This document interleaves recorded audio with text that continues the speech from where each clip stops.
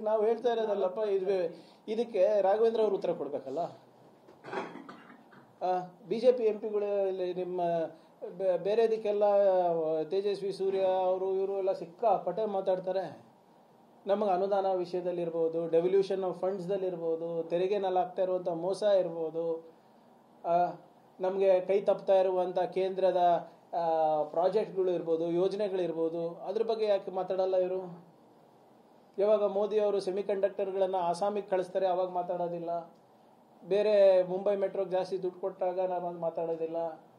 ಇಲ್ಲಿ ಮಹಾರಾಷ್ಟ್ರಕ್ಕೆ ಜಾಸ್ತಿ ನಮಗೆ ಕಮ್ಮಿ ನೆರವು ಕೊಟ್ಟಾಗ ಮಾತಾಡೋದಿಲ್ಲ.